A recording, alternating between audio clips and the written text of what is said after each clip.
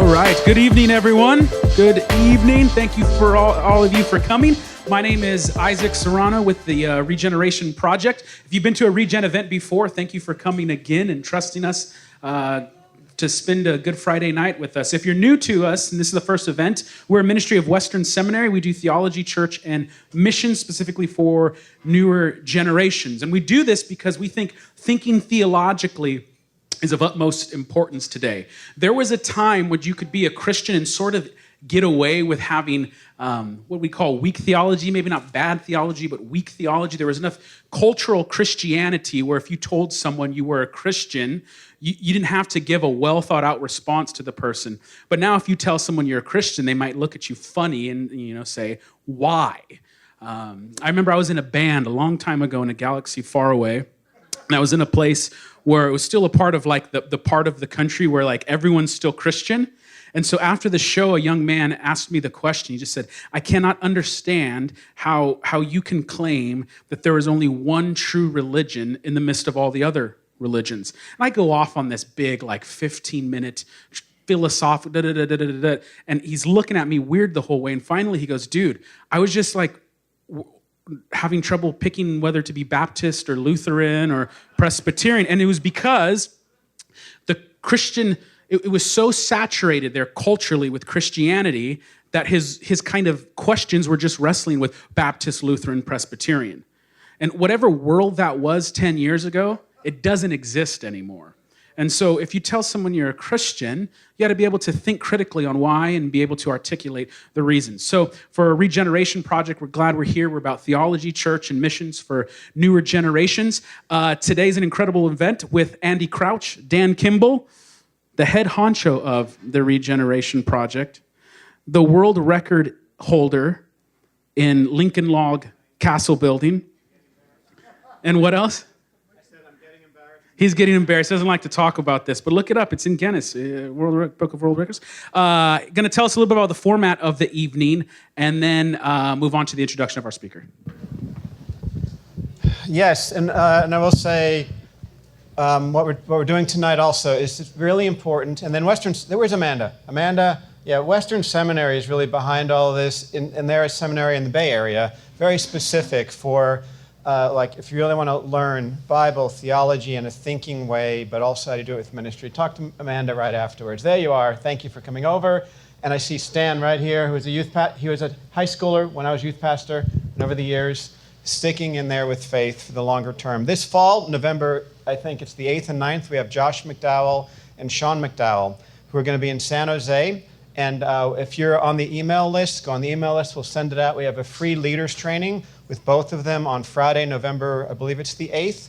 And it's just going to be talking about what are the challenges being in church ministry with truth and scripture, and how do we deal with this with that generation. So what we're doing tonight is Andy is going to come on up, and he's going to give a talk. And then we're going to have it open for any kind of question. We have it in here, so anything goes. That'll be moderated, so it's going to be part Andy speaking and then part you interacting with him about anything at all. We actually, Andy and I, it was probably like 20 years ago. I don't know what it was. It was like, I was trying to think, about 20 years ago, when we used to speak at different events and then have conversations and then be talking, and very distinctly connected with him very strongly on music and with the church and music, and had a very deep respect. And he's been going a long time, staying faithful and consistent to truth and Bible. And then he wrote this book. He's got several books out.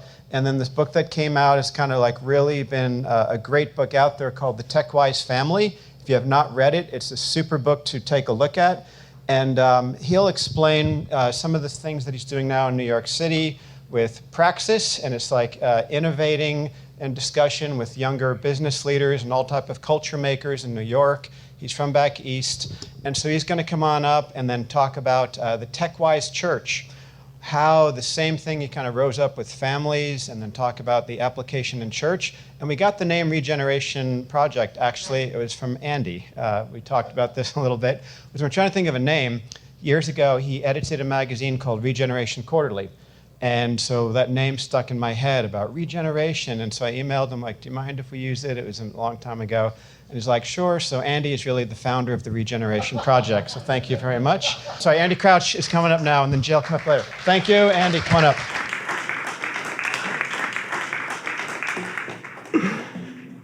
Thank you, Dan.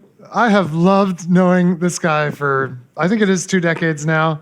And there are a lot of things that aren't great about getting old, but one is seeing trees that are planted by streams of living water bear fruit in time and bear fruit over a long time. And I feel like that's happened in Dan's life and ministry. And to get to be here with you all in Santa Cruz and be with my brother and a bunch of new people that I've met today is a real gift. I wrote a book called The Tech-Wise Family. It's about how to, not how to become Amish, although I recommend you consider that, but how to actually keep technology from robbing us of the best things about family life while using it in the ways that it's meant to be used. The subtitle talks about putting technology in its proper place. And then Dan and company called and said, well, would you come talk about how this applies to church?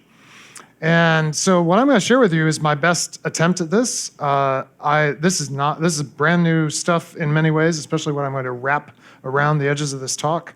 I am still thinking this through, but I think it's really important because, first of all, I think there are 3 areas where if we don't exercise a lot of care with technology, it's going to have effects that we don't anticipate and don't want.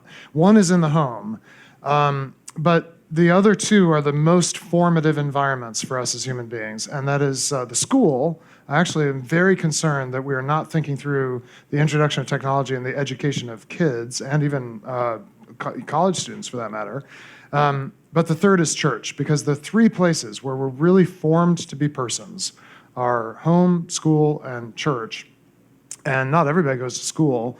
Not everyone has a church, everyone has a home, but we would hope that everyone would eventually come into a church family. And in many ways, the challenges that technology poses in our family life of our biological families, our adopting families, our home families, are very similar to those that it poses to the church. However, there are some specific things I'm especially worried about. Maybe I'll start not so much with what I'm worried about, but what I hope for. And it has to do with this thing that I've come to call the posterity gospel, which is not the same thing as the prosperity gospel. So there's this thing called the prosperity gospel, which is the idea that God is a giant slot machine, and if you get the right combination, you'll be rich if you kind of pull his levers the right way. And God doesn't want us to be rich in that way. But there is a biblical way of talking about what God wants, and it does involve a kind of fullness of life that the word prosperity once meant, not just being rich. And I think the best word for it is posterity. This is a word that means your legacy. It means what you leave behind, what's left of your life, what is left to the world from your life. And the posterity gospel is that God does not intend to bless us just for ourselves, but actually intends to bless us for many, many generations. The most fundamental blessing of the Hebrew Bible in some ways is, may you see your children's children. And it's this vision of living in a land that God gave his people, as the Hebrew Bible's vision, that you're able to hand on. And as you've worked on it, as you've cared for it, it's become more and more fruitful. As you've lived in obedience to the God who gave you that land and made the whole world, it's become more and more fruitful. And so your children's children are going to dwell in that land and possess it and be able to bless God in their own way. And this, to me, is a big, live, existential question for the church today. Will we see our children's children in the life of the community of faith in our world?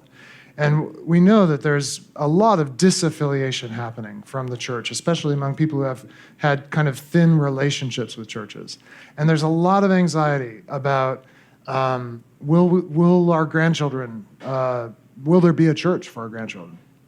And it's accelerated and intensified by the rapid pace of technological change that's happening around us, that seems to make a lot of what church has meant to start to seem very quickly irrelevant, stale, tired, not likely to appeal even to our own kids, let alone our kids' kids.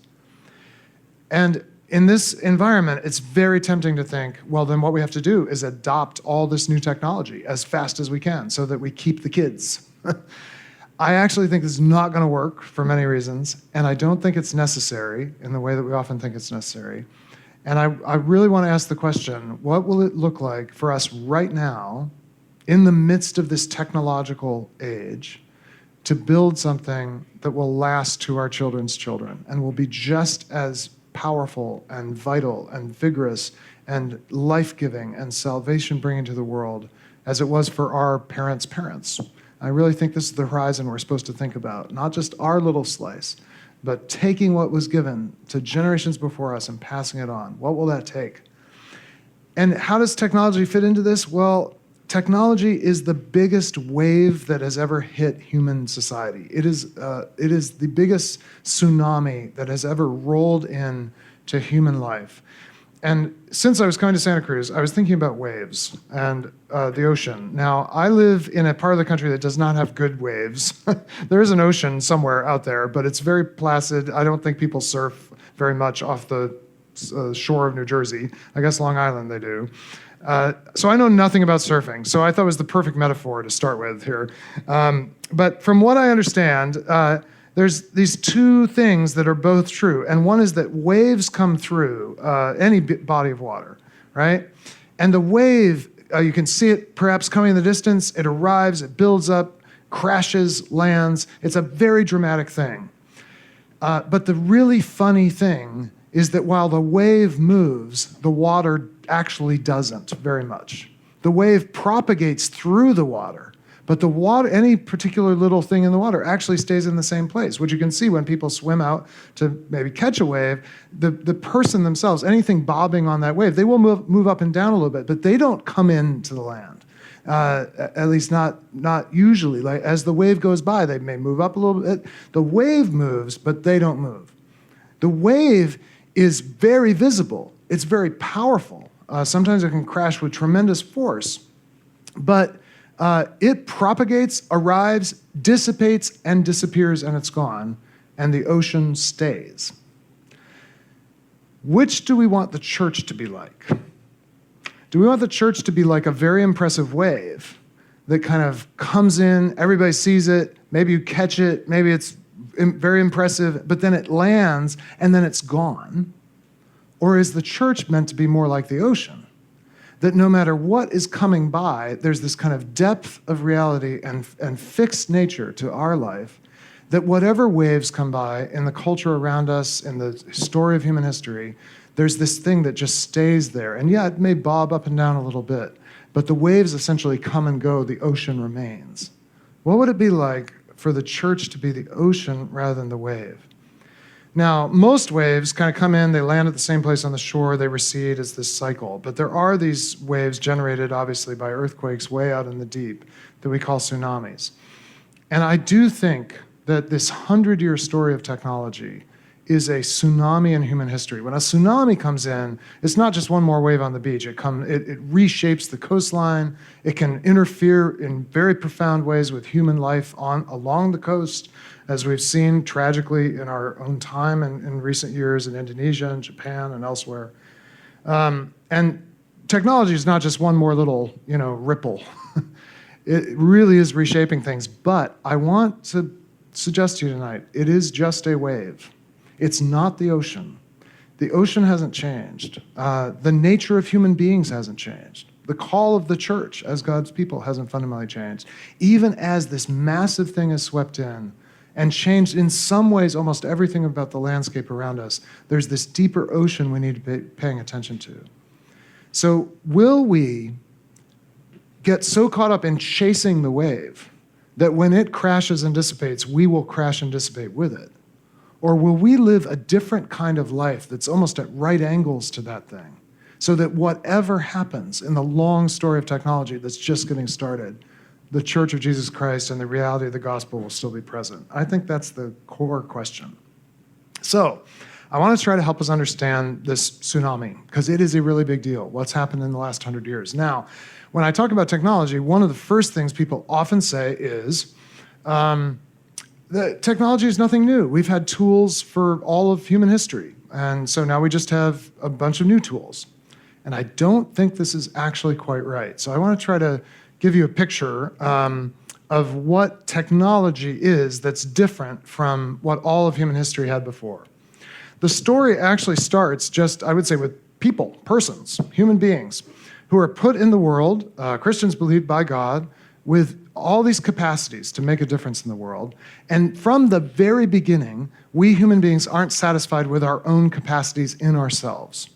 So at least maybe very early on, it seems like Adam and Eve were happy just tending the flowers naked. But right after the fall, there's this dissatisfaction that sets in, clothing arrives, and having visited the nude beaches of Greece, I have discovered what a gift clothing actually is to 98% of the human race. It actually turns out it is much better that we extend ourselves. We don't show up just in who we are, but most of us, it is to the great blessing of others that we come and we add things to ourselves, not just our clothes, but all kinds of extensions of human life. So we aren't just gathering in a clearing in the forest here. We're in a building. We've extended ourselves by building a space. I'm not just using my voice tonight to speak to you. I'm using amplification. And all of these are examples in different ways of what I would call tools. And tools are just things that human beings develop that extend human capacities in the world in some way, make us more capable. So even clothing makes us capable of going into climates we couldn't survive in on our own, allow us to extend, in biblical terms, our dominion over the world. And tools are just part of the human story from day one because they allow us to do what we were meant to do, to make something of the world, to make something beautiful, useful, good, true, and out of the world. For all of human history, we've developed more and more tools. So let me just give maybe two examples of tools that we developed. One will be very obvious, the other might not come to mind. If you need to fasten things, you've got two things, you want them to go together, maybe two pieces of wood. I suppose there's a way to fasten things just with natural products around you, maybe vines or something like that, and your bare hands. If you're Robinson Crusoe or someone on a PBS reality show that's gone terribly wrong or something. You're like stranded on an island. I'm sure you can fasten things with no tools. But if I give you a hammer and nails, you can fasten much more effectively. And so many of us are sitting around tables that someone probably used something like a hammer to fasten these pieces of wood together. They took their hand, their arm, their eyesight, their mind, and applied it to hammer something. Very simple tool. Even simpler tool. We're in a room. I'm on stage, maybe it's just me, it feels a little on the warm side in the room. And so what am I going to do to cool myself? Well, I could just use my own body. I could fan myself with my hand, right? But over in the sanctuary, I happen to notice here at Vintage Faith, as you go in, we have a tool for you in case it gets a little hot in the sanctuary, and it's a hand fan. And I was so happy to see these because I worked as a musician in the black church, and the black church, African-American churches are the only places I've ever seen these fans, but now I've found, you don't look like the pastor of a black church, Dan, at least, I don't know. But here's a non-black church that has picked up one of the great gifts of the black church, which is the hand fan. And in the black church, they're like part of the liturgy. Like you almost are required to have one to fully participate, because at some point as the pastor really gets going, people pick up their fans and start, it's like a multi-purpose tool. But it starts out because most of these churches couldn't afford air conditioning, and it's way more effective to fan yourself with a hand fan, right, than just with your hand. In fact, I've always wondered if I fan myself just with my hand, is this working? Like, because I'm expending energy, I'm getting hotter, fanning, I'm not sure it works. But I do think a hand fan moves enough air efficiently enough that I can get cool. Very simple tools. Now, they go all the way up to complex things like plows and, screwdrivers and whatever. But about 100 years ago, someone had an idea. Let's go with fans first, then we'll talk about hammers. What if, instead of you having to fan yourself, something would fan you? That is, what if I could plug something into the wall, say, once we have electricity, and it activates a motor, and the motor turns a fan, and you can point it at you, and now you don't have to fan yourself. It just blows nice air right on you. That sounds pretty cool. This is similar to the hand fan in that it's accomplishing that mission of moving a lot of air by you quickly to cool you off, but the difference is you don't have to use it. It just works on its own.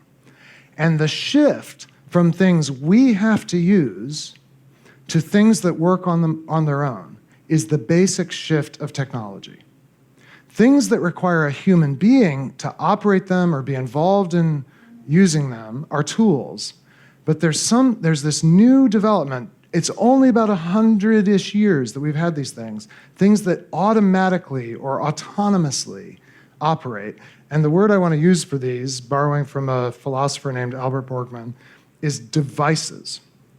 So the technological transition is the transition from tools that always required persons to operate them. Sorry, this tool is a little faint in what it's allowing me to project. It's the transition from things that we had to use to things that just provide things for us. Now, we could take this further. It's kind of inconvenient to have to plug in the fan and point it toward yourself. So what if we made better technology? What would count as better technology in the world of fans? Well, it would be a fan that you never had to plug in, that just always was ready to go if you needed it. And then what if you could just tell it what temperature you wanted, and then whatever temperature you needed, it would arrange to blow either hot or cold air to make you that temperature. Well, this would be called an HVAC system, heating, ventilating, air conditioning, and we could build it into the building. I don't know if there's one in here or not. I see some vents, right? And behind these vents are invisible fans that activate whenever we need them. We never have to think about it at all. In fact, I had to look to even see the tiny signs that there might be an HVAC system in this building. And it just operates all by itself without us having to think about it. We just tell it 72 degrees, please, and it works. And that's higher technology than the fan you have to plug in. Like, I think we instinctively feel like, oh, that's better technology. And the direction the technology is going is from devices. I put this line here because this is a big dividing line in human history. For all of human history, we lived above the line. For 100 years, we've started living below the line. But actually what we want is not just devices. We want devices that without us even have to think about it, they work. And the word I've come up, or the phrase I've come up with for this is easy everywhere. The promise of technology is easy everywhere. Anything you want to get done, we'll develop a whole system, not even just a device anymore, but a whole system that will do it for you wherever you need it done, however it works. This happened, right, with telecommunications, for example, with initially the telephone. So the telephone is already a device. It transmits your voice without you having to shout. But think about how the telephone got better and better over time. It starts out where you have to actually go to a thing wired into the wall. I realize most people in this room have no memory of this, but I remember as a child of the 80s, when I needed to talk to Janet, the girl that I spent 3 hours talking to every night on the phone, the most profound waste of her life and mine in my whole life were these interminable 3-hour conversations on the phone. And I had to like drag the phone physically attached to a wire, like an animal, right? To a place in the house where we could have a private conversation. Well, then when I was in high school, we got our first cordless phone. And what is the cordless doing? It's giving you more everywhere than you had before with your telecom. And it's making it easier to just take that phone into another room. Well, now, of course, we carry telecom around with us all the time. Same thing then happened with the internet. You used to have to go onto the internet. Do your grandparents say this? I'm going to go online. You're like, why do you have to go? Like, it's everywhere. It's like floating through the air now. It's just available. And that's how technology works. It starts out, you have to adjust your life to it. It eventually adjusts to you, and it's just available whenever you need it. Now, what's the hammer version of this? Just to make sure we get the concept. It is clearly the thing that every red-blooded American male wants in his garage, and some red-blooded American females probably want in their garage too, which is a nail gun, right? Yes, right? So the problem with the hammer is it requires skill, and it's tiring to use, okay? So the hammer is a very simple tool, but it actually requires a certain amount of skill, and if you use it for any period of time, if you're not used to it, you'll get tired.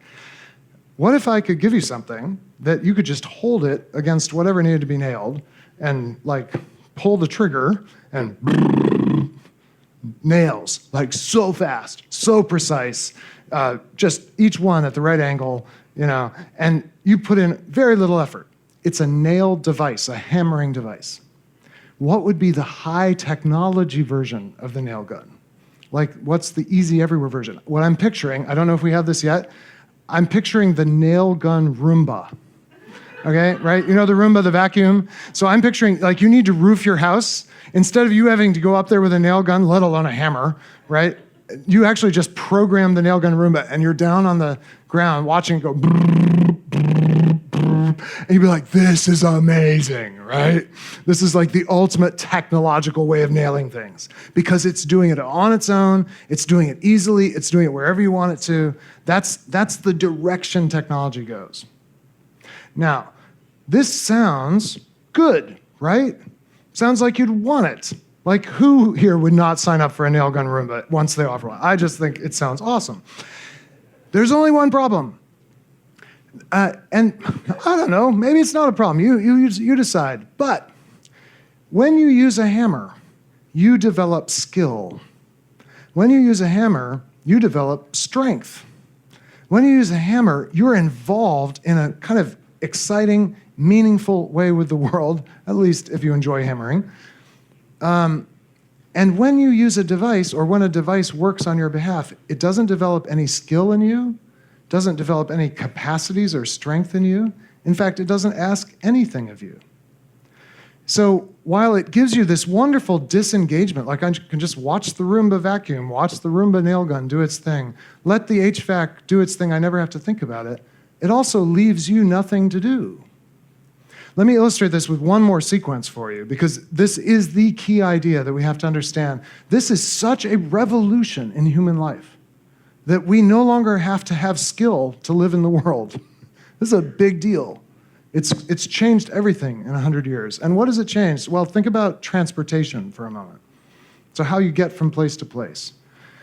Not that long ago, if you wanted to go a distance farther than you could easily walk, the only real option was a horse. And think about what it's like to ride a horse. I don't surf, and I rarely ride horses, but I was in Wyoming 2 summers ago on a ranch and got to ride horses. It's an unbelievably powerful experience to step up to this huge fellow creature, look into its eyes, think or say, you could kill me if you don't do your job right. And I don't really know how to ride you. That's the other thing I said to my horse. And then get up on the horse and head out into the hills. It requires a lot of you as a person, and it gives you a lot as a person. Horseback riding is an amazing, personal experience, I would say. Well, about 100 years ago, we started replacing horses with things that give us sequentially more easy everywhere. We invented the transportation device. But early on, these early cars were a lot like tools. That is to say, they required a lot of us to maintain them. They actually required strength to operate them. They broke down a lot, so we had to repair them, and often the owner would repair them. So you were actually still very involved. And in fact, they were also very beautiful, so you wanted to be involved with them. There are guys who are still living out their dreams, maintaining these cars, because they were quite remarkable things. Not maybe remarkable in the same way a horse is, but still pretty amazing.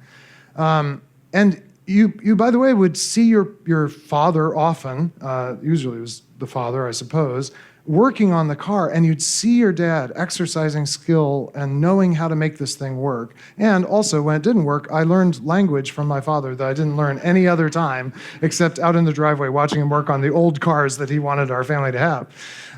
So still pretty engaging of you, still requiring a lot of you. But as cars get better, what happens? Well, they get more and more self-contained, more and more self-propelled. We add power steering, so you no longer have to actually turn the steering wheel arduously. You just sort of flick it one direction or the other and it goes, right? We now no longer require you to turn a key. My goodness, that's way too much effort. Just press a button and it'll start. And I choose the Tesla not only because it's battery powered, but really because it's the ultimate example so far of a computer on wheels, right? And think about the difference between the mechanical car and the computational car. You, an ordinary human being, can learn so much about the mechanical car, but the computational car is very opaque. It's very hard to know what's going on in there. And there's not much you can do with it except get it to go wherever you want it to go. We did not get a Tesla. We're saving our money for the next 15 years for that. But we got a new car. It's like a Ford C-Max. It's like a hybrid car. 3 years ago, and my daughter was 16, so I wanted to have her have the experience that I had with my dad of being shown how cars work. So I take Amy out to show her around our new car. I'm like, so Amy, Dad will show you how this works. So let's pop the hood here. So we open it up. Well, this big plastic thing covers the engine. And this blue place is where you put the windshield wiper fluid in. And we're done. That's it. There's nothing to show her. It's all covered up. It's all little computer chips in there anyway. I mean, my dad taught me how a carburetor works. He taught me how to clean and tune a carburetor. There is no carburetor in my car. It's a little chip that adjusts the fuel mixture all the time. It's a device. Nothing for me to do. Works great. I love this car as a device, but it's not a tool anymore. It just works on its own. And it wasn't very impressive for my daughter. And think about how, as we entered this technological age, something changed in the relationship between children and parents and what it was like to be at home. Because it was once the case that you saw your parents doing things that required strength and skill and having learned things and having developed capacities. And now a 3-year-old can press a button the same way that a 30-year-old can. So you used to watch your dad, maybe it was your dad working on the car, maybe your mom was in the kitchen cooking a meal. But now if the meal just comes out of the freezer and goes in the microwave, there's nothing to watch, nothing to see, nothing to admire. So maybe children stopped respecting and admiring their parents when their parents stopped doing things that were respectable or admirable. And we all now are just button pushers at home rather than actually tending and creating in the world with skill and courage and strength. And of course, this story is not over, because eventually we're going to provide you, at least we're trying, a driverless car. Now, it's not, this one has been discontinued and won't be made, but it's cute. And the key thing about it is you can't do anything to it. It doesn't have a steering wheel, doesn't have brakes, you don't operate it in any way, and what it's going to provide is easy transportation everywhere, easy everywhere. You won't be involved at all. And the first time you ride in a driverless car, you will think, this is amazing. I can't believe this is happening. This is utopia. It pulled up to my house. It's taking me where I want to go. I don't have anything to do. And all the rest of your drives, the rest of your life, you'll get in and it'll be the most boring experience of your life.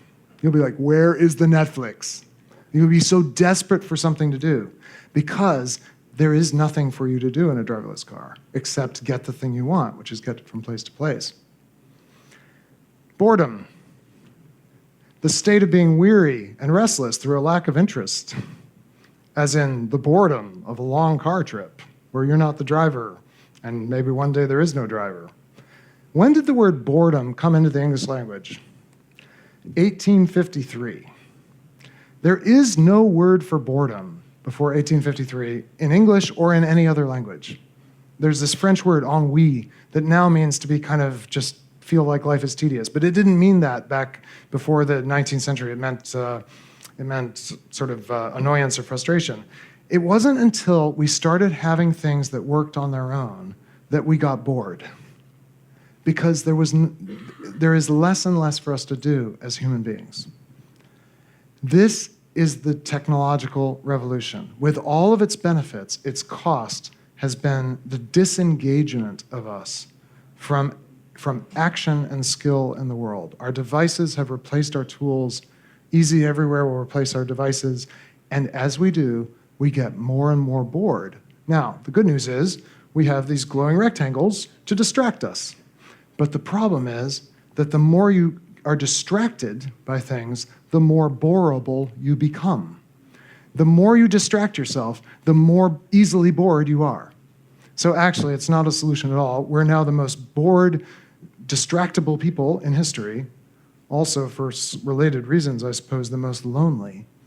And we're missing out on what it is to be human, even as we live the easiest lives that human beings have ever lived. There's another way. What's that other way? Hear, O Israel, the Lord is our God, the Lord alone. You shall love the Lord your God with all your heart and with all your soul and with all your might. Keep these words that I am commanding you today in your heart. Recite them to your children and talk about them when you are at home and when you are away, when you lie down and when you rise. Bind them as a sign on your hand, fix them as an emblem on your forehead, and write them on the doorposts of your house and on your gates. Deuteronomy 6 is the heart of the law. When Jesus was asked, what's the greatest commandment? It was one of the only times he gave the answer everyone would expect. He quoted the same thing any Jewish rabbi would said with his greatest commandment. Love the Lord your God with all your heart, with all your soul. And then he did a very Jesus-like thing, and he added something. So he actually changed the Shema Israel, the thing that every faithful Jew wakes up every morning saying. He added a phrase, love the Lord your God with all your heart, all your soul. Jesus adds, all your mind. And then he continues with the text, all your might or all your strength. I actually think this is a clue to what it is to be a person, to what we're meant to be as persons. What is it to be a human being? I think it is to be a heart, soul, mind, strength complex designed for love.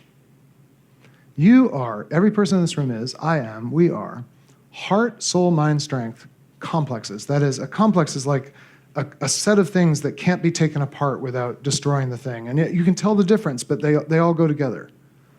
You are a heart, soul, mind, strength complex, and you're made for a specific purpose, which is love. To love God, and then Jesus adds, love your neighbor. Which means you're not a brain without a body. You're not a mind without a soul. You're not a soul without a heart. I mean, you can run all the combinations. You're not a body without a soul. You are a combination of heart, soul, mind, and strength, designed for love. The key question is, as this technological tsunami has swept in, have we become more or less able to love with heart, soul, mind, and strength? Has technology helped us to get closer to this vision of the greatest commandment, the greatest human flourishing possible?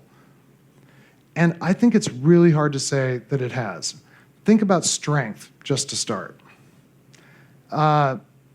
I met a really amazing guy. His name is Stephen Marland. He coaches the University of Wisconsin rowing team. He's an athletic trainer at a very high level. Used to work for the Golden State Warriors, now coaches rowers. And he said something very interesting to me about athletic training.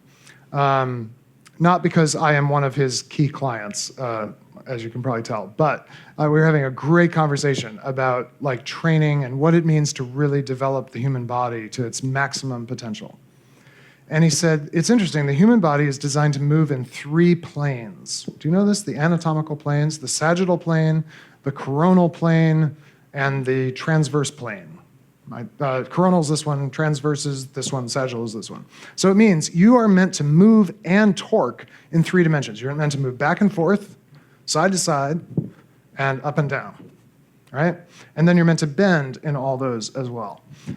And most athletic training neglects one of those dimensions. And the worst thing we ever came up with for athletic training was these machines that people love to get on and do at the gym.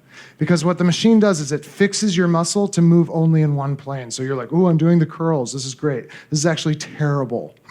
Because you're neglecting all the ancillary muscles that are designed to move your any limb in all those dimensions. So what he does is he trains athletes to develop all these planes. And I started thinking, my gosh, it would actually be interesting to ask. So when you think about the last 24 hours, did you have to do something as part of your daily work? If you're a student, it's studying. If you're working at home, it's whatever you do at home. If you work in an office job, how many of you had to have a daily job that requires you to move and torque in all 3 planes of the human body? I see maybe 5, 6 hands in the room. So the 5 or 6 of you are the only ones who are living as full human beings. How many of you, your main job is in front of a screen? Many more hands. Do you know how many planes you use in your body when you are in front of a screen? No planes. You are a T-Rex. You are typing. Your arms are becoming atrophied. You are not moving. Your strength is not being used. And what does God say to Israel? Love the Lord your God with all your strength. This implies that you could love God with just a little strength. No, God wants you to develop maximum capacity, whatever your body's capacity is. It's part of human flourishing that you develop that. And we have developed a whole technological system that prevents most of us, especially in our daily life and work, from developing all of our strength. So the lucky ones, the affluent ones, get to go to CrossFit, where we'll make you do all that stuff. But a lot of people don't have time or money, and they work in jobs that really do not develop their strength. Does the technological world develop all of my heart? Does it develop depth of soul? What is soul, by the way? I did not really know what soul was until I apprenticed in the black church. I'm a musician, and so it's my job to play music. And I knew how to play music technically, but I did not know how to play with soul until I apprenticed in the black church and learned that I knew how to play from the neck up. And I knew how to sing from the neck up, but I did not know how to sing from the depth of me. And soul is depth of self. Is technology helping you become deeper in yourself, your soul? Is it helping you access the deepest pain in your life, the deepest capacity for joy in your life? How many of us would say, oh yes, the more devices I have in my life, the more profound soulness I have? No way. Is it even helping our minds? Of course, technology does a lot of amazing things for us mentally, cognitively. But are we becoming sharper, more creative, more insightful, more wise? Absolutely not. What's the remedy for this? It's actually right here in the text.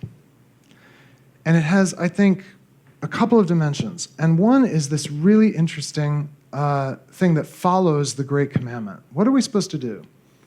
Keep these words in your heart. So you're actually going to let these words of God sink into your seat of your emotions and your will. Recite them to your children. Talk about them when you're at home and you're away. When you lie down and when you rise, I actually think there's movement in several anatomical planes built into Deuteronomy 6. You're going to be lying down in bed, then you're going to get up and move through the world. And as you go out and as you come in, you're going to be using your mind to think about these things. And then you're actually going to physically, on your hand and on your forehead and on the doorpost as you come in and out, you're going to physically remind yourself of them so that it actually shows you how to heart, soul, mind, and strength develop yourself. Does that make sense? What if this is our task as the church? To help people develop their heart, their soul, their mind, and their strength, all oriented towards love of God. I think there's two things we would spend a lot more time doing once we realize that technology is not helping us do this, and it never will. Technology will never form you in this way because it works for you. It doesn't make you do anything. It doesn't form you. Instead, we'd start to build, the word I want to use is households. Recite these to your children. When you're going away, when you're coming home, we would build households of people who are actually together discovering what it is to love God with heart, soul, mind, and strength. And we will never do this if technology is doing the living for us. So this is why while I want to talk about how this applies to the church in a moment, and I'm getting near the end, by the way, in case you're wondering, and we'll have some conversation, but not before I make you do something vulnerable, so just get ready. I'm going to actually have us all do a heart, soul, mind, strength thing together in a second. I actually think the tech-wise church starts with the tech-wise household. We need to be every day waking up in a place and going to bed in a place that helps us live full-hearted lives, fully souled lives, all of our mind, all of our strength oriented towards love. And that's not going to just happen in a church building. That needs to happen in whatever place we live. I don't just mean nuclear families. I don't just mean biological families. I mean wherever you live in intimate connection with other people, that we need to make that the kind of place where we are living heart, soul, mind, and strength. This is why one of the things I recommend in the TechWise family is candlelight dinners. Because so one of our devices is electric light, right? easy light everywhere. But when you turn it off and you light a candle or a few candles, something amazing happens in a family or in a household. If you've ever had like a power outage and you have to light the candles, you discover this. Like for the first few minutes, you're very uncomfortable. And then you're like, this is actually quite amazing. This is cool. We have a different kind of conversation. So in our family, we have every dinner by candlelight. This is not my family. This is not our family. And the other benefit of it is as you age, your spouse suddenly regains the glow of youth across the table. You're like, oh, you're so lovely. And, just like I remember you. And it's very romantic. But the kids love it. And you linger around the table because you're not just sort of sitting under electric light. You're sitting with these beautiful glowing things, not the glowing rectangles, but the glowing candles. So we've been challenging people to do this as part of the TechWise family. And one of them, one family did it. It's the Fowler family, and they put this on Twitter. We're not against technology. We just want you to use technology to tell us how you're getting rid of technology. And so one of the things I encourage people to do is actually take all of Sunday as a day free from technology. So Sunday night, Simon posted this, the next day, he posted this picture, and here's what he tweeted. He said, "Our family did quite well for our first serious attempt at making Sunday a device-free day. We took the challenge to have an electricity-free evening, and that led to a game of cards, which led to a Bible study led by my 14-year-old, a bit of worship, and then an early night to bed." Let me read this again. Does this sound like just a normal night in America? A game of cards, which led to a Bible study led by my 14-year-old, a bit of worship, and then we all went to bed and had a good night's sleep. All because, in one way, they turned off the devices, had to entertain themselves, and suddenly the 14-year-old's like, well, I could lead Bible study tonight, rather than looking for the Bible study device. Like, we can do this, right? Imagine if this was the life of every household in your church. Imagine how different this family is going to come to church on Sunday, the next Sunday, than one that put on something on the TV and watched it all night. As much as I have opinions about what this this tech-wise life means for the church, it really does start with these households. And by the way, this family has 2 daughters. I know them a little bit, but there's the mom, 2 daughters, but there's a 4th person in this picture who's not the dad. And they've actually included a member of their church whose husband left her a few years ago, and she's now as much a part of their family as their kids. So when I say household, I don't just mean your little family. I mean whoever needs to be included, bring them in, live together, do things together, heart, soul, mind, and strength. And really beautiful things will start to happen. It will change our churches if we live this way at home. This does, however, have implications for worship. I'm going to talk about it quite quickly here so that we can get on to discussion. Essentially, the biggest opportunity we're missing, I think, the one thing I would want us to think about is how are we using our bodies in worship? How many planes do you move through on Sunday or whenever you worship at Vintage Faith here or wherever your church is? In many churches, it's not many planes and not very much. There's 2 groups that do it better than most. It's the liturgicals and the Pentecostals. So Pentecostal worship is a full body experience. That is a heart, soul, mind, strength, like real Pentecostals.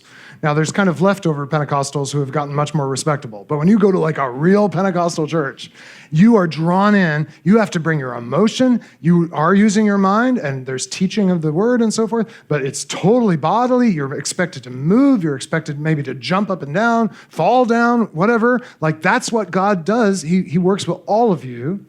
And then if that sounds uncomfortable, come with me to the Anglican Church, where my family goes, where we also move through all 3 planes in the course of worship. We get out of the pew, we go down to receive communion, we kneel down, we reach out to one another when we pass the peace, which is this awkward thing, but it does add a plane of motion, so I thought I would include it.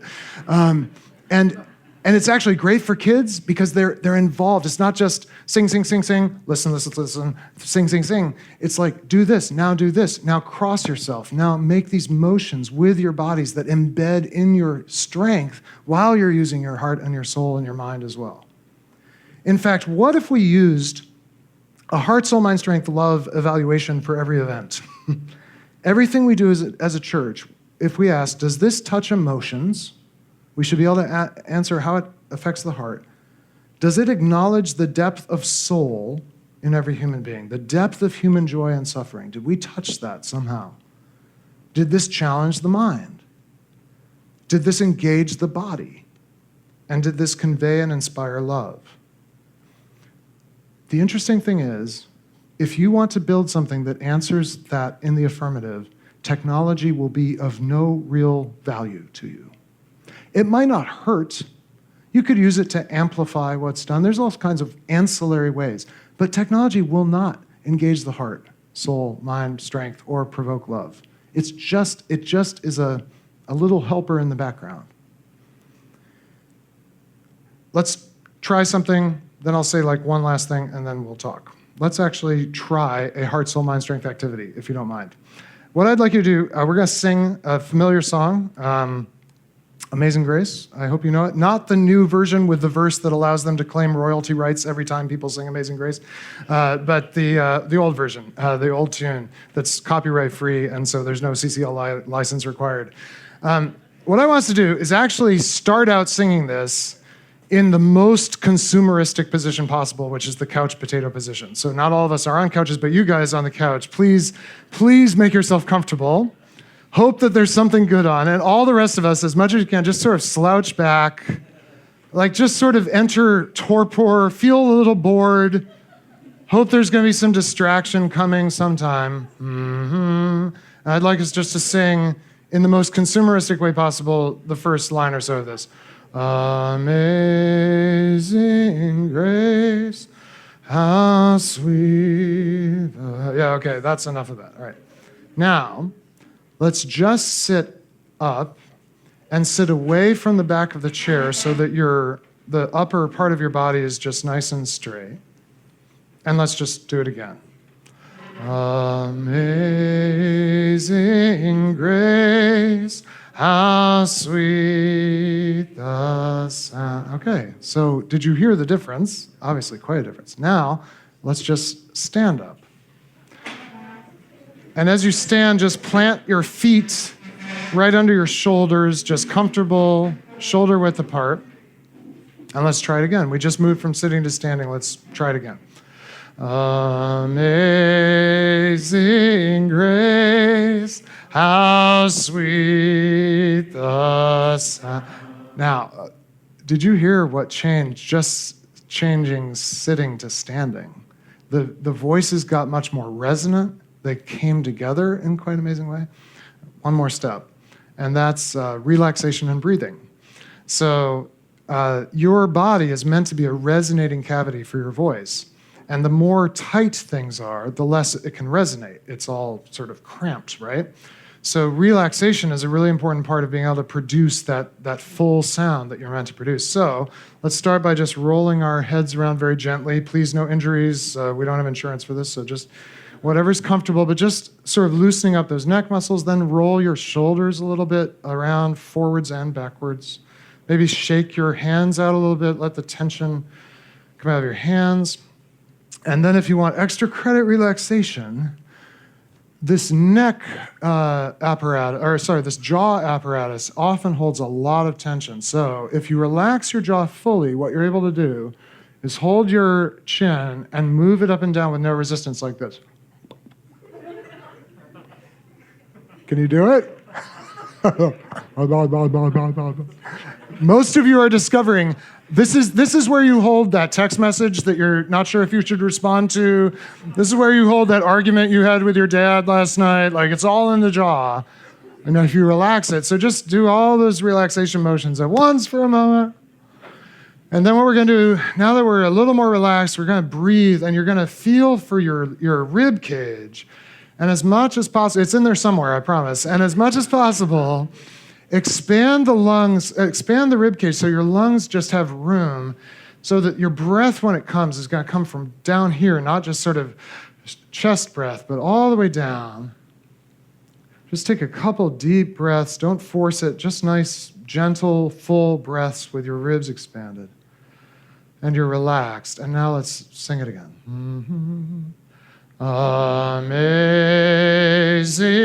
grace, how sweet the sound that saved a wretch like me.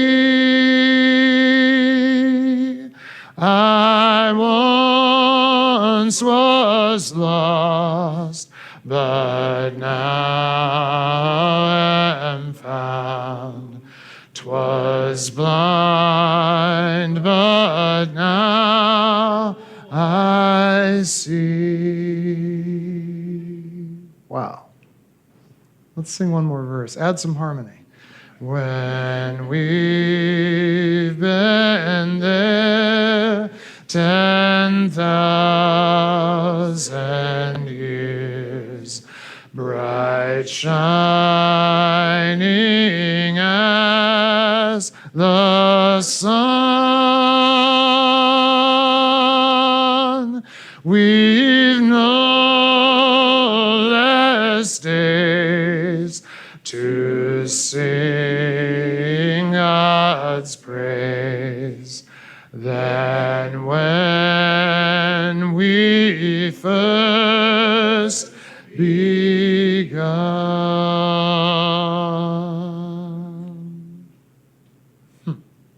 Have a seat.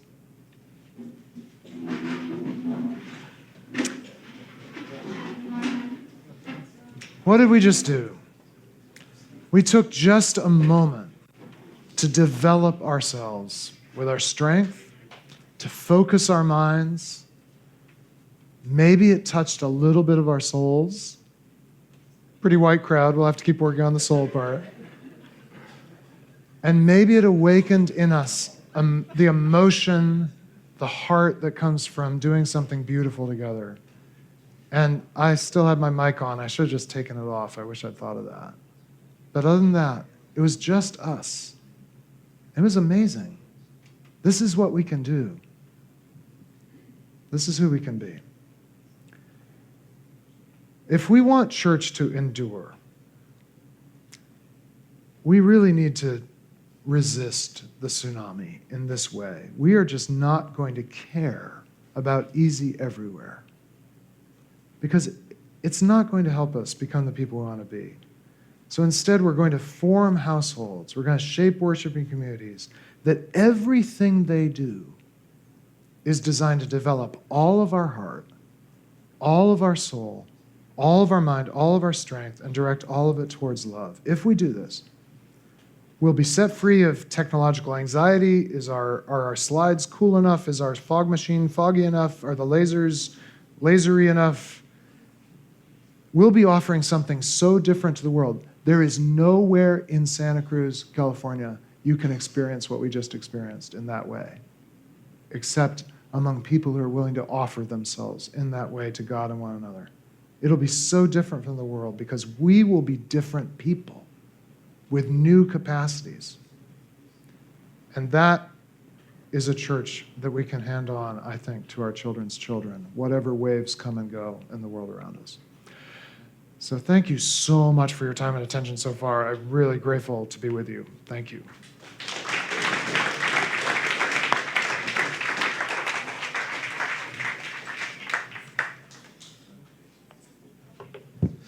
Andy, thank you so much. That was so much. Yeah, sorry. In so many ways. If we've never met, my name's Jay, and I'm also a part of the leadership team here at the Regeneration Project. First of all, just take a deep breath. Although singing that song together was a sort of deep breath, really profound and beautiful. So here's what we're going to do the rest of our time. I'm going to ask Andy some questions for just a few moments, and then the floor will be open for you to ask questions. So, Andy, I read TechWise Family a couple of times, and you touch on a few of those points here. And, just one of the last things you just said was, which you talk about a lot in TechWise, is that we have to be mindful of the easy everywhere stuff. Yes. Because it does not form us into the humans that God longs for us to be. And certainly it does not form us into the communities that God longs for us to be, which has deep implications for the church. So I want to just start right off the bat by asking, a provocative question that may stir something up for some. I want to ask you about the advent of video venues, which to me... Easy preaching everywhere. Yeah, it is. And maybe certainly some people would say, well, it's not easy. That it's a lot of work and technological stuff. We got to set it up.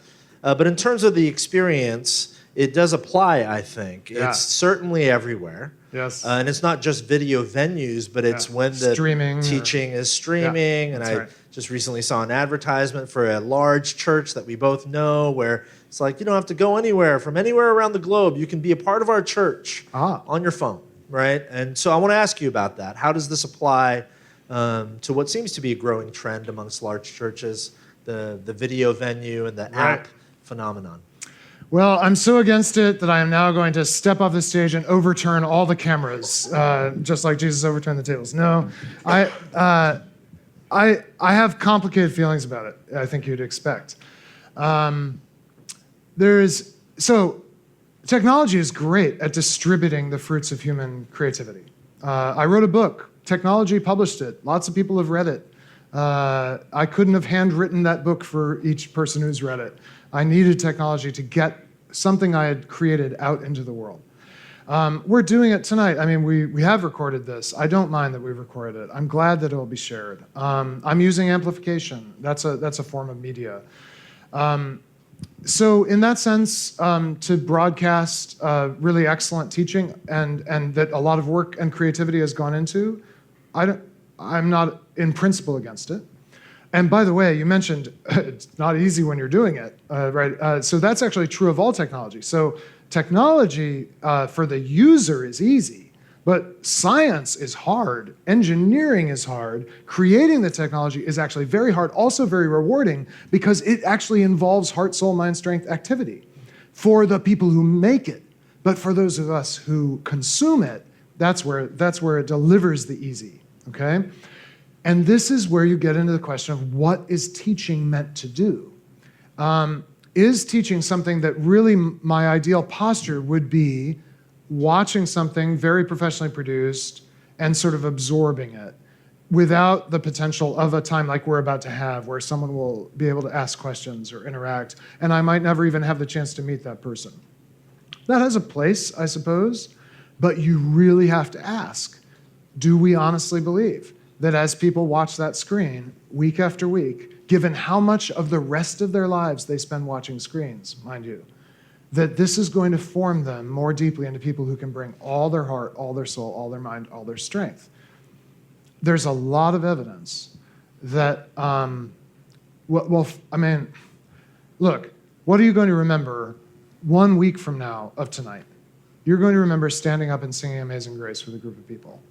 There is effectively almost no way I could do that from a screen. Now, of course, I could have a campus pastor do that for me, but then am I not realizing then that the most formative thing is something I can't do through a screen? And if I'm the person who wants to be most forming this congregation as its teacher and preacher, why would I want to give up that ability to engage people personally? So I think we should just think about it with great care and use it in ways that, and measure over time, is this helping? And be ready to discover, like screens have in every other area of our life, they haven't helped us. There's no way we can say, in most of our uses of screens, this is making me a heart, soul, mind, strength, like growing person. But there are some cases where it can. So maybe video venues are one case. Let me ask you the similar question as it pertains to some of the other experiences in the life of the local church. There's, so many of us who are here tonight serve as leaders in local churches. Many of us in the room and watching, I think, are responsible for cultivating and creating the spaces in which people gather week after week to experience God together. So let's talk about some of the other elements. You mentioned not only easy everywhere. I love the metaphor of resisting that tsunami. And from where I sit, serving here in Santa Cruz and being a native of the Silicon Valley and having grown up in the church, one of the technological tsunamis hitting the local church, and I don't think it's just here in the Bay Area of California, I do think it's national, is the tsunami of technological, digital sophistication when it comes to the entire worship gathering experience. And you mentioned it briefly. You mentioned the bright lights and the fog machines and the music at concert level volumes. Right. Again, tempered, not bad things. Lighting can be really profoundly helpful. Obviously volume amplification like you and I are using tonight, important in certain ways. But how have you seen some of those things, that technological tsunami hit particularly evangelical churches in ways that are detrimental to some of the experiences that maybe we just experienced singing Amazing Grace together, to communal singing and the worship life of the church? The most vivid result or evident result to me is that in the average church, there's much less singing. And I actually think this is like the canary in the coal mine for discipleship, because there actually aren't that many things we do that use heart, soul, mind, and strength all together. And singing is one of the very few. Singing accesses your emotions. It can touch the depth of your soul. If it has good lyrics, it uses your mind and it requires your body. And most things I do are kind of lopsided one way or another, right? But singing is like all of them. And I travel a lot in many evangelical churches, some more broadly, and what I observe in most places, not every single place, but certainly where the bell curve is moving, is people aren't singing. And I know why. Because the singers on the stage are so good, and they're so loud. And it's so excellent. And also, they do that weird thing where they go up an octave where no one else can sing except the worship leader. And even he really can't, and he's in his falsetto, and it's very painful to listen to. But I get why a trained singer wants to attempt that leap, but everyone in the congregation, they're like, well, I'm out, I mean, you make beautiful things, but I can't make beautiful things up there, so I'm just out, right? Yeah. And so they stop singing, and they listen to the amazing music, well-produced, coming from the front. But what we're losing is the communal experience of having to listen to others, having to contribute my own voice, as feeble as it may be, as untrained as it may be, and yet feel like I'm part of something. And now I'm just a spectator. And the sound of silence in evangelical churches is deafening, as the professionalization of the music is at the highest level it's ever been. That's the most clear example. But when I'm in these churches and I'm not up front, and sometimes when I am, I'm looking at the affect of the people. Are they leaning forward? Are they leaning toward one another? There's an amazing passivity. I mean, and kind of hoping something will happen. Like, there's this moment in The Incredibles where the little boy is just waiting for Mr. Incredible to do something. And Mr. Incredible's sort of mad. He's like, what are you looking at? He's like, or what are you waiting for? He's like, something amazing, I guess. And I feel like people are showing up at our churches every week hoping something amazing will happen, because they aren't there unless something amazing did happen one time. But it's very passive. It's very just sort of waiting to see. And then those of us who are on the stage feel this incredible pressure to try to make something amazing happen, when in fact, something amazing is just a step away when you turn off the devices. And now we have to make our own thing, and it's not perfect. And if we did that over and over, and we sang Amazing Grace together and trained our voices together, learned to listen, we could make it way more amazing over time. But even just that little moment was better than a recording of Amazing Grace for us tonight in this place. I hope. Maybe you're all like, no, please, press play. But I don't think so. We do want to open it up. I'm sure that there's a lot bubbling up here. So we'll try to get as many questions as we can. Like Andy said, we are, ironically enough, we are filming tonight, and this is going to be online, on the internet. But it won't be formative. And they don't get to sing with us. Yeah, that's right. They'll miss that. So because of that, we do, even though we might be able to hear you if you have a louder voice, we do want your question recorded. So Sam over here is going to run around with the mic, get to you as quickly as you can. And if you just raise your hand, and Sam will bring you a mic. All right. When I go to any conference, and I feel like I can ask you this question because of how you just answered Jay's last question. Yeah. When I go to any conference, I walk away usually just reaffirming the things that I already think in some way. Like I'll pull what you're saying and go, yeah, I've thought the church should be like that. Anyways, how do you balance that? Like, how do you take this kind of subject material and not go, okay, we got to get rid of the guitars, the lights, and the stuff, and then just we're gonna start singing from stage, and then it'll be transformative, and it's gonna be fantastic. Like, where have you found balance in that? It all depends on how you use it, and what you're trying to create. So, are we trying to create a worship device or easy worship everywhere, or are we trying to offer? So, here's an interesting difference. Like, think about the difference between a device and actually an instrument. So, an instrument, there is one here. It's a piano.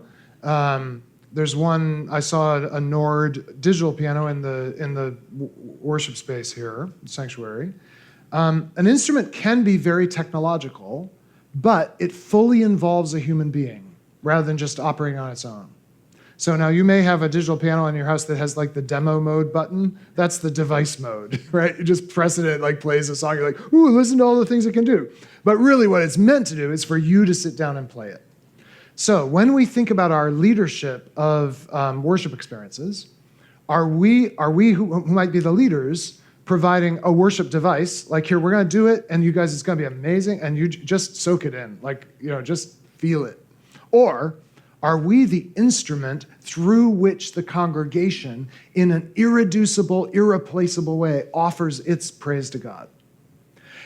I actually think you could set even the volume levels at the exact same level. And if the team that is leading wants to be an instrument, worship will happen in the gathered community. And if the team decides, no, we're actually the show and we're the device, or to some extent, if the congregation decides, hey, you guys, we're happy for you to do the pre-Reformation thing. So I don't think there's no specific thing we have to get rid of, except we do need to completely eradicate the idea that you can come and not be formed. And that it's enough for the people with the microphones to just do their thing excellently. If all we do is do our thing excellently with the mics, the reality is we all live in a technological world. We all know what to do. It's shut up and let the professionals do it. So there has to be an active teaching that's not how we do it here. That might be a rock concert, although people actually are way more participatory at the average pop concert than they are in the average church, in my experience. But we are bringing you here because we have some ways we think will help form us all. I hope that helps. In ministering to Generation Z or iGen, this is their identity. It's been their whole life with devices. In a missionary effort to reaching them, how do we start? And this is their language. How do we learn their language? And if we just started, with everything, it might just be gibberish and never get anywhere. So it wasn't their whole life or your whole life. When you were born, you looked for a face. And the amazing thing about a newborn baby can't focus their eyes, but they can, about an 8-inch place, they can spot a face. And once they see a face, they'll grab on and look at it. What we most wanted the moment we were born was to be seen by another person and enter into a relationship with another person. And the formative experiences of those early years were all utterly heart, soul, mind, strength experiences with parents, with uncles, aunties, older brothers, sisters. And then one day you noticed, if you were a Gen Z iGen, that the face of your parent that you had sought out at the beginning was averted from you, and there was this glowing thing it was looking at. And you were competing now with that parental face that meant everything to you. Suddenly that gaze, you couldn't catch the gaze.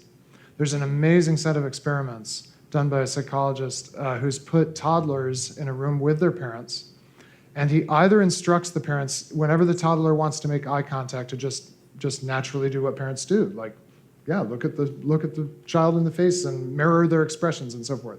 And kids love it, of course. They love interacting, right? But then he has another experimental condition where the parent is instructed to avert their gaze and keep it away from the child. And what happens is it's actually quite uncomfortable to watch because the child quickly becomes very agitated, very like trying to get attention. Hey, wait, and then realizes that they can't get the attention. They get very upset. They start to get emotional. They start to get a little angry because they so want that connection. So it is true. This has been the experience of younger, especially the last, say, 10 years or so, with the prevalence of glowing rectangles in every pocket. That's what we call them in our house, glowing rectangles. It covers all of them, the tablets, the television, whatever. But I would say, as much as by necessity, the emerging generations have developed facility in this stuff, I actually think there's huge ambivalence about it. And it goes all the way back to those moments as a toddler when you realized you were competing with the screen for your mother and father's attention. The Barna Group did a bunch of research in connection with this TechWise project. When we asked teenagers, so that's, I forget which gen you called them, iGen, Gen Z, Gen ZZ, Gen ZZY, whatever, ZZ Top, that will make no sense to Gen Z. So we asked teenagers, if you could change one thing in your relationship with your parents, what would it be? Open-ended question. The most common answer was, I wish my parents would spend less time on their devices and more time talking to me. That's what the kids want. Third graders in Boston were given a little fun project. Design a playground. Like, go wild, kids. Like, design your dream playground. The winning entry at the entrance had a locker for phones with a sign that said, no phones allowed, except in case of emergency. Because you ask a bunch of 8-year-olds, like, what would make a great playground? Their first reaction is, well, certainly we don't want phones. Like, that ruins everything. My mom's always on her phone. I see my older brother on his phone. Like, so if you want a playground, you clearly don't want phones. So I think we need to question, I don't mean to, you asked a fantastic question. I don't mean to deny the premise of it, but actually I think that people are desperate, of all ages, are desperate for a better way to live with this stuff. And we should not assume that just because they're very good at it, that it's where they're happiest, most fulfilled, most feel heart, soul, mind, strength, just growing like crazy. No, they know, as people of all ages know, this stuff isn't helping in that way, even though it's useful for some things. It's useful in case of emergency. You know, there's an interesting thought there as it pertains to the church. It just gives us pause, like youth pastors and young adults and college leaders. You know, it gives us quite a bit of pause. Kids ministry folks gives us so much pause. Like, how much are we leveraging technology, you know, in our church settings with our kids and with our youth and with, you know, iGen or Gen Z? When in fact, I'm sorry, No, I please, didn't please. need to like basically take over. No, jump in. They came for you. Well, I don't know. But in fact, we should be most wary of deploying technology the younger the person. So actually, I mean, adults are quite formed, right? We've been shaped by all kinds of things. Our parents, well, if you're above about 15 years old, at least in those very earliest years, you weren't competing with the pocket screen at least. So the more formed you are, the more technology can be useful to you in extending your capacities in various ways. But the less formed you are, the less we want to hand you over to easy everywhere. So we would actually be pretty much okay with using technology with the adults, I mean, within limits, but we'd be like really careful with middle schoolers at that vulnerable moment where you're trying to figure out, is anyone even looking at me anymore? What happens when people look at me? How do I feel about how others regard me? Like, the last thing you want at that moment is to be introducing a lot of technology. So whereas we tend to think, oh, well, the kids need it the most. No, the kids need to be protected from it the most. Given the need to transition to body-mind-spirit connections and a need for post-Reformation declericalization of evangelical churches, what do you see in the future of church growth, scaling of church size, and church planting? Ha ha ha. That's a great question. What a good question. Well, it's going to be bimodal. That is to say, not a bell curve, but a two barbell kind of thing. At one end, there are going to be churches that scale through actually fantastically excellent technological things, and they'll be very few in number because it's a winner-take-all environment.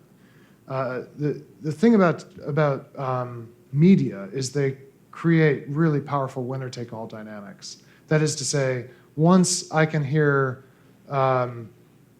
pick your most amazing Christian communicator, and assume it's not Jay, why should I ever It's listen? not. Why should I ever listen to Jay again when I've got access to this other person all the time? Only one occupies that spot. It's a power law.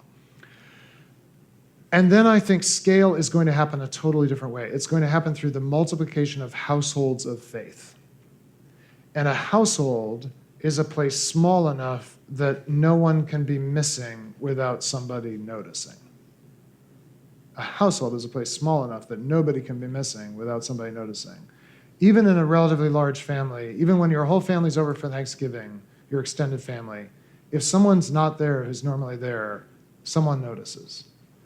And those are the formative environments for us. So even if this multiplication of households happens under the umbrellas of worshiping communities that sometimes come together in very large groups, I just don't see how we're going to pass on a real faith without Deuteronomy 6 style accompanying, walking together, talking together, studying together, living together.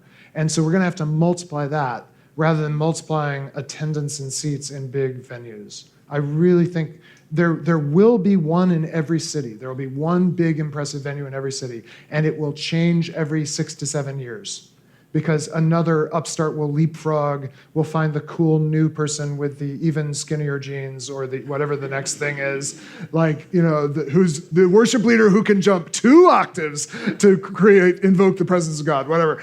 I mean, there's always going to be a next thing that's going to attract a certain consumer audience, and it will be big for the foreseeable future until the tsunami really does recede and this whole technological story ends, which it will. But the real growth is going to be in the households of faith. And the question then is, how do we plant effectively more and more little households, and then how do we connect them to each other? I think. Yogi Berra said, it is difficult to make predictions, especially about the future. So I don't know if that's true, but that's my guess. Thanks, Andy. And I really appreciate all the ways in which you've put up really significant guardrails, and you've empowered us to ask the right questions regarding technology. My wonder is, you started with talking about Amish at the very beginning. Where should we be using technology as an effective tool? So it's not just a device. Yeah. And by the way, the Amish use a lot, as you know, use a fair amount of technology, just not unbridled, not unexamined.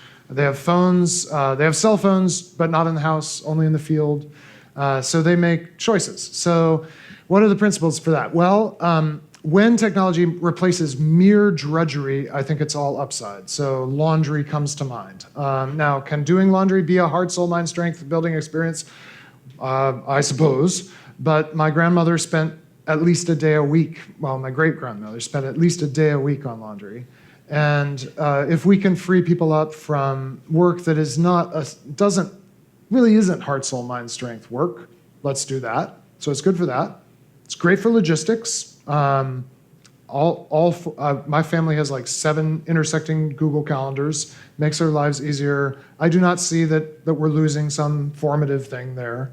And I said this a little bit, but it's actually great at distributing the fruits of formed human beings. Like when someone has been shaped into what they're meant to be, technology is great at getting it out. So technology was great at distributing my book. It's just that technology did nothing to make me the kind of person who could write a book.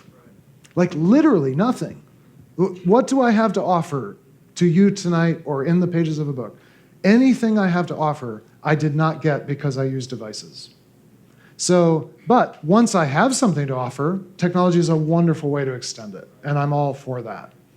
I'm trying to think if there's any other big categories. You want to follow up? Yeah. What about in the church? Oh, more specifically in the church? Yeah, so in the Sorry. church. That was going to be Sorry my that I missed question that. too. I'm How sorry. does that apply in the church? Well, what is the drudgery so- of the church? Well, clearly taking care of kids, we should just automate. So Sunday school, that'll all be done by robots. I mean, so like scheduling,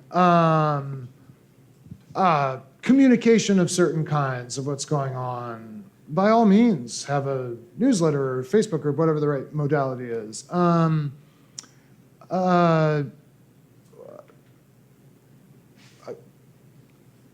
mean, all the ancillary things that just are involved in operating, by all means, use it. I mean, I'm all for by the way, I'm all for technology at work.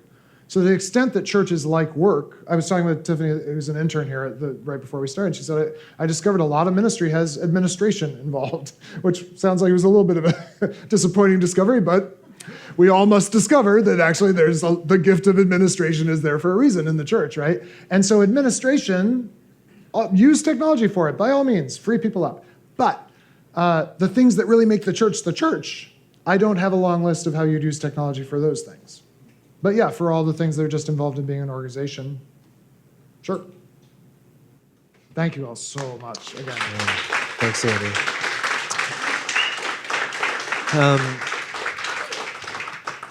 Maybe that was a fitting last question, and I'm sure there are many more. But I'm going to invite Isaac to come back up, give us a final word, and maybe pray for Andy as we close.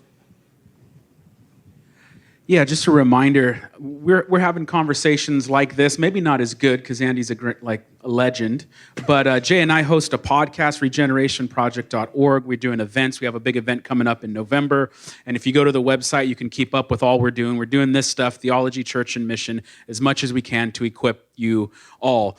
There's two temptations I feel coming out of an event like this, and it's what you touched on at the end. One temptation is like we just joked, like get rid of all the electric guitars. There's no more distortion. There's no more lights. And there's a temptation to do that. But again, the point, if you're not thinking through that intentionally and thinking about it contextually to the community God has given you, it's just going to be a quick fix that doesn't last, and you'll be back to doing what you did in no time. You know, whenever you go to an event, you get all fired up for something. On the opposite end, there's I saw the cameras. I saw that this is going online. This is just hypocrisy. They're going to bash technology in one breath and then use it to advance their message. And one of the interesting things about drawing lines is no one actually knows where to draw a line. But just because you don't know exactly where to draw the line doesn't mean you shouldn't draw the line somewhere. Remember, if you have a youth pastor, you had some kid, well-meaning kid, ask you, he's in a relationship with a girlfriend, and he wants to know, like, how far is too far? And then you wish there was a Bible verse, right, that tells you how far too far is. Different pastors give different wisdom. I'm a father, so the line is, well, if you're already talking to my daughter, that's kind of too far. But this is where the Bible and this talk doesn't give you an exact line. It says we need to use wisdom, biblical wisdom, to form answers to new questions as they arise. Dead center in the book of in the Bible is the book of Proverbs, a book of wisdom, and in it says the beginning to this wisdom thing. The beginning to wisdom is the fear of the Lord. It's the beginning to it. It's where it starts. It's the first step. Now, oftentimes we try to, talk about, if you've done this, we've all done this at one point. Someone's afraid of an angry God figure, father figure, so we kind of temper that word fear and talk about just means have a little bit of a healthy respect for God and teach him as use the word sir before you call upon God or something like that. But then you read the words of Jesus and he says things like, Don't fear someone who could destroy your body. Fear the one who could destroy your body and soul in hell. You're like, what does fear mean there? That doesn't just mean have a little healthy respect. Fear someone who can destroy both body and soul. And so here's my exhortation to all of you as church leaders and Christians. Many of the decisions that we've made for technology and how we use it are based not upon a fear of God, but a fear of culture. And we want to fit in. And we're afraid that the church over there who has a bigger budget for technology than us is doing X, Y, Z, and it's so cool, and we want to be like them because we can't lose another family because I'm tired of hearing about how our worship isn't good like theirs. And the question for us today is, who do we fear? And so we'd close with prayer, and my prayer for all of us is that we would start with the desire to be faithful to the God of heaven and earth, and that we would fear him first and foremost. And as the waves of culture come in, we would fix ourselves permanently in the sand, or as Jesus would say, perfectly fixed upon himself, the rock, the unchanging rock. And so let's go before the Lord for prayer for all of us and for Andy and his incredible work that he's doing. So Father, we need wisdom. And you say if we need wisdom to ask for it, Lord. And so we as Christians and many of us church leaders, we ask you for that right now in the name of your Son, Jesus.